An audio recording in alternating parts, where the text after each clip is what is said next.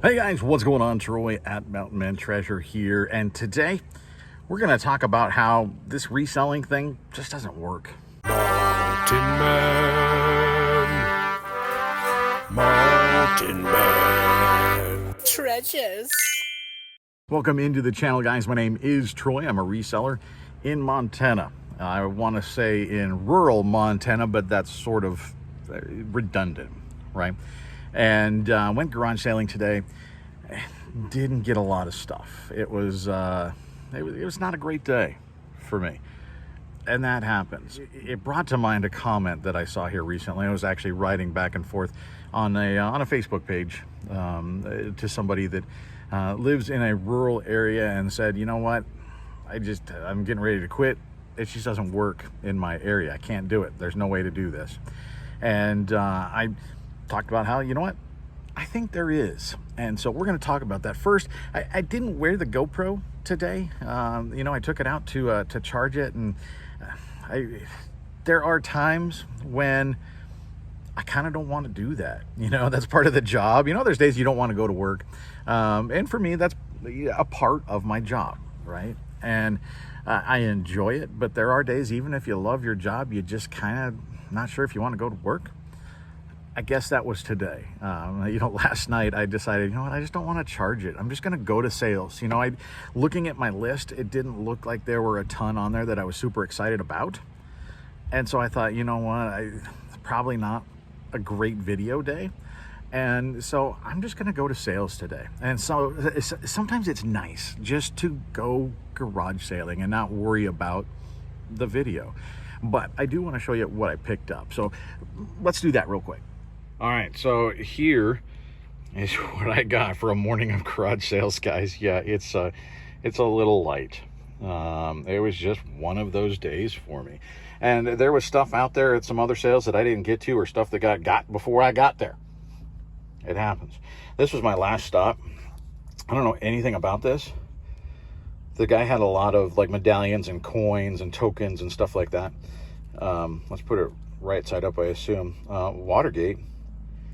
I don't know. I got it because I didn't know. There's no marking on it as far as I can see. I got to look close and make sure there's no maker's mark or anything like that. I got to do some research. I paid $10 for it. Maybe it's too much, but it just looked like something unique. He had a whole bunch of different medallions, like I said. Some of them were, the Apollo missions, or various things like that I assume a lot of people got. This looked different. So I picked it up. That's how I learn new things, is I buy things and dive into them. So got that. Got this from him as well. He wanted 20, and it had there's a chip here on the handle. And so I asked if he would do 15, and he said yes. So this is pretty good, guys. U.S. 1944, so we're talking World War II era. It's still got the original sheath, this machete. And so that's really what drew me to it. If I can get this out. Is it on this side? Yeah. There it is. Just got to angle it right. 1943 is the stamp on there. And it's pretty good. He sharpened it. It does hold an edge. There's a couple very small nicks in the end. But overall, it's in good shape for this machete. And so 1943, 1944, the machete is good in and of itself. But like I said, the sheath, this is the thing that, it disintegrated. It rotted. People lost this thing. So collectors, they want this. This, 50, 75 bucks maybe, something like that. So, we made a little bit of money. I picked these two up at the same place, tagged $3 a piece. So I said, hey, would you do 2 for $5? She said yes. Vortex, it's like an archery brand, and I do okay on these. I haven't picked these up for a little while. I'm trying to be a little bit more picky about my hats because I just have so many of them. But Vortex is a hat that sells okay for me. Sometimes you'll see it says Vortex Nation, but I tend to do these hats at like 10 to 15 bucks a piece, something like that. So just basic. That's a meat and potatoes kind of pickup here. I picked up at an estate sale this guy, Betty Crocker's cookbook. I haven't looked and see to see what year it is. You know, it's got some schmutz on the front, but it is fine. When you find them old, they're going to. When you're looking for these old Betty Crocker, you want the pie cover. You know, those are pretty good, generally. This does have some extras and stuff in it. Like I said, I haven't gone through it. I just flipped through to make sure it was not completely ratted out. I don't know if there's a date in this one up front or not, but if it is not a good online seller, these older books actually sell Betty Crockers in the store. In my booth is where it would go. So we'll do okay on that. I think we paid $1 for that. I got another one there as well, actually. This one's not the spiral, it's just flat. Let's see. And I don't know if the flat version sells better or worse. No idea. There's a 1972 date on that one. So 70s, probably that one as well. So they'll do okay. This is pretty cool. Caesar Milan, he's the dog guy. Mastering Leadership Volumes 1 through 3. Got it for $1. I picked that up. Picked this up at another sale. Just a cool old Montana. It's got the rope on it. Very clean, you know, for the age. Made in Bangladesh. This I bought specifically for my booth. You know, I sell old Montana hats out of there pretty well. And so this is for $1. I'm probably going to sell this for something like 15 bucks out of the booth. So that's a nice one. I did get this at that estate sale as well. This one I'm not super sure about. This is Stephanie, the doll, and she's dressed up like Scooby-Doo, and she's got a Scooby-Doo doll in there. Stephanie and her pal Scooby-Doo. The box is rough. Scooby-Doo rough. Yeah, I don't know. I paid $20 for it. I probably overpaid for it, but Scooby-Doo does well in my booth. I've sold 3 or 4 giant plushes. The last one was $35 that I sold in the store. So, you know, if this doesn't comp well online, I'll move it in the store. I mean, at the very least, I'm going to get my money back, right? So I'm not all that worried about it. Clint Eastwood, the limited edition gift set. So there's 35 movies and a retrospective, and it's got the book in it. There's tagged 15. As they told me when I walked in, you see something you like, make an offer. And so I asked if they'd take 10, and they did. This will probably do pretty well also. I guess if you were of the mind, you could hang on to it and wait until Clint passes and then maybe sell it for more. I don't know. That's not really my thing. Kind of gross, but you know, you can make more money that way sometimes. So that's what we got at sales today. Now let's talk about how this just doesn't work. All right, so reselling is hard. Hate to break it to you. I know a lot of people jumped in maybe in the last couple of years when it was sort of the golden age of reselling. People were buying absolutely anything at crazy prices, stuck at home. It's not what it is anymore. You got to work hard. That's all there is to it. And you got to work harder, I think, when you're in a small area like I am. You know, I talked about the comment that sort of triggered the idea here. You know, in a nutshell, somebody said, hey, I live in rural Wyoming. Garage sale season is 3 months long. They said there's no estate sales there, which I can see. Wyoming's pretty sparse, and so I can see that. They said, you know, estate sales are all online. And like most everywhere else, the thrift stores are hit pretty hard and pretty empty, either from other people hitting them or from the stuff, you know, they just sell it online now. They go to Shop Goodwill or whatever, or they have their own eBay accounts, whatever it might be. So it's hard in thrift stores. And so the idea was, well, you know what? My area is just not good. Doesn't work. I'm going to quit.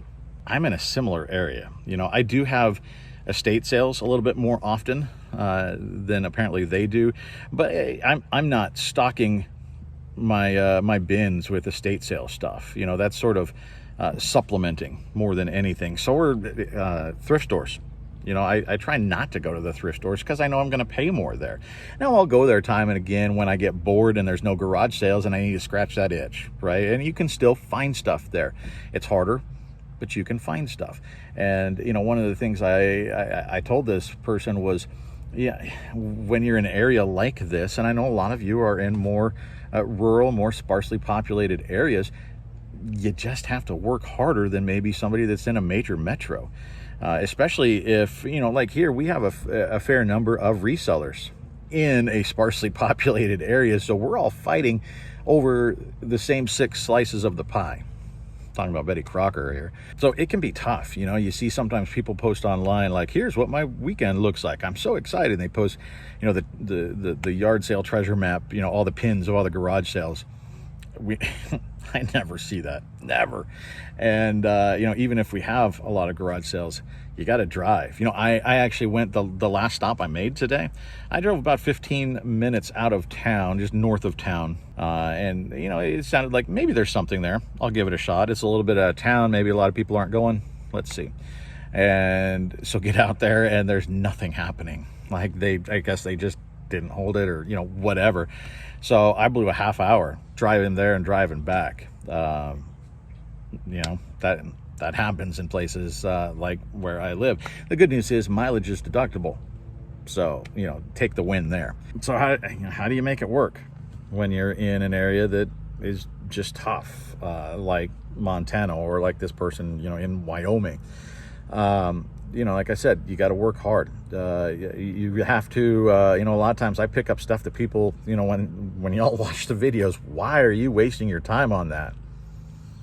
This is why. Sparsely populated area, high percentage-wise number of pickers, garage sailors, antiquers, whatever, people grabbing the good stuff. So I grabbed the $10 item because others left it behind, and it's not like I have a ton to choose from all the time. I mean, you saw my haul today. Now, it's not normally that sparse, but pretty light. And so if I see something that I know I can pick up and sell for $5 to $10, and it's, you guys that watch the channel know my rules, it's got to be easy to list, easy to store, and easy to ship. If it checks those 3 boxes and I know it's going to make me $5 or $10, why not? If it's fast money, I'll take it, because that stuff adds up. I sell that same sort of thing in my booth. Now, I sold something for $200 earlier this month. I don't sell all just little things, right? But in my booth, I have $2, $3, $4, $5 items. I think last I checked for the month, we've sold 103 items out of my booth. A lot of them are those small dollars, but do the math. If you're selling $2, $3, $4, $5 items and you're up over 100 of them, and then you sprinkle in a couple of the higher dollar items, you can see where the math works. Something else, and other people mentioned, hey, go source online. Speaking of Shop Goodwill, I know there's the idea that you can't make money on there. Ask Kat the Nurse Flipper if you can make money on shopgoodwill.com. She makes a ton of money off of that. She's gotten very good at sourcing that way. And like anything else, you have to get there. There's nuance, there's skill involved in how you source that way. And she's managed to crack the code. Goodwill sells stuff, as we mentioned. They have eBay accounts. You can make money off of those as well, especially when they're selling in lots. Lots is the key, because they don't catch everything. You can get on, people said, hey, there are wholesale companies. There are, the liquidation stuff. You can buy pallets. There's people that live in very rural areas and they buy exclusively online. They're buying pallets, or they're sourcing on one of those two. You can source on eBay, or, Mercari you can source on. Whatnot is a fantastic place. It seems like that's sort of what that's turned into at this point, is a bunch of resellers sourcing. People buying storage units or going to the bins, and they're buying stuff for pennies on the dollar. People are buying it on Whatnot for quarters on the dollar, and then they're able to sell it for, hopefully dollars on the dollar. And so everybody wins on up the chain.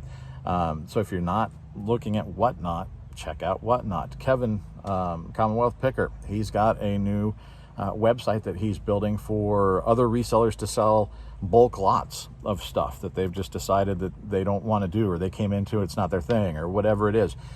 That's another place that you can check out. I know it's probably distracting. I got this reflection in my glasses. It's distracting me. I apologize. It's my blocking stuff on there when I'm looking at screens all day, and it reflects. So apologies for that terrible Elton John look on my glasses coming and going. But yeah, you can source on Whatnot. Whatnot is a great place to source. And, you can travel. I went to the 50-mile garage sale in the Bitterroot Valley in western Montana. This year, for the first year ever, there was one in eastern Montana.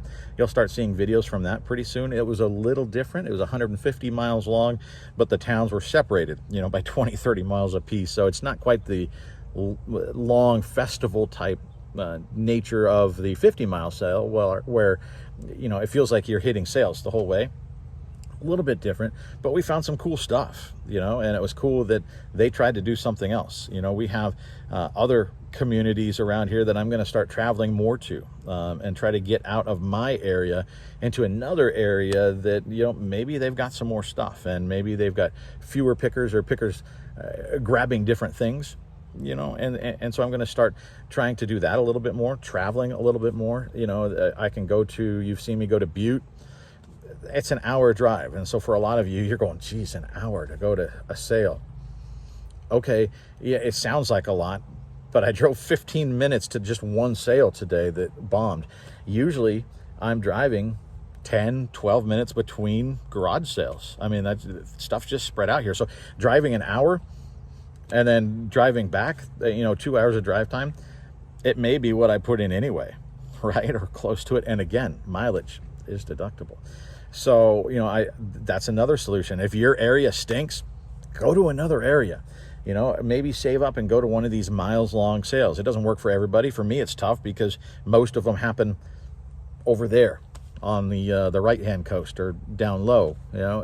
It's tougher for me. I'm in a bad area to get to those. It's a commitment to travel, and there's a lot of things involved with that. But look at that. Look at what's going on in your community. Let people know. I said, maybe you can get picks, like a private pick situation. And people say, well, how do you do that? Well, you just let everybody know what you do. So many people are scared to let people know that they resell, which I think is silly. You're going to let your friends, let your family, let the people that you stop at garage sales, and he had 25 Harley Davidson shirts. He might have more Harley stuff. Let him know what you do and say, hey, if you've got more of this collection that you need to get rid of for whatever reason, I'm here. I've got cash, and I'm willing to give it to you. Let other resellers know, hey, if you get stuff that you're not interested in, look at me, I might be interested in it. Or, make friends with other resellers. I'm buddies with a lot of resellers here in town. And sometimes we come upon something that's not our thing, but we know it's somebody else's, and we call them, or we send them a message and say, hey, this stuff's here if you're interested in it. It's okay to be friends with the competition, right? When you freak out about that, that's scarcity mindset, guys. That's thinking that, there's a finite number of things out there. Not true. Even in areas like this, that there's a lot of stuff out there. It's going to continue to be out there. So it's okay to share, right? It's okay. It's a good thing. We get better when we help each other. Okay. So, help other resellers, then they're going to come back and help you. Look at storage units. I don't have a lot of storage sales going on in my area, but I did actually, with a couple of friends, just get into a couple of storage units, and we're going to do some stuff to make some money off of those. Maybe a video coming on that. I'm not sure. But, that's a possibility as well. There are ways to make this work. It's just not necessarily easy, right? And when you're in like I said, a rural community, you just have to kind of work harder. But if you want to make this happen, you can make it happen. You just have to have the want to. You have to have the drive. This is a very self-starter type of profession. You're your boss. You have to make it happen. So we'd be curious to know, where you guys live. Where are you watching from? Where do you live? What is it like in your area in terms of opportunity? Because not all areas are as good as others. You're not going to see the deals on stuff where you live as maybe me on my videos or somebody else. I'm not seeing the deals that the part-time picker is finding. That doesn't happen in my area, but I find other stuff. You have to find a way to make it work. So like I said, I'd be curious to know where you guys are watching from, where you're sourcing from, and what it's like in your area. So, and if you have advice for our rural, my area stinks for reselling viewers, put it in the comments below. That helps them, that helps us. Hit the thumb, hit the bell, subscribe, do all the YouTube things that you do, and we'll see you next time.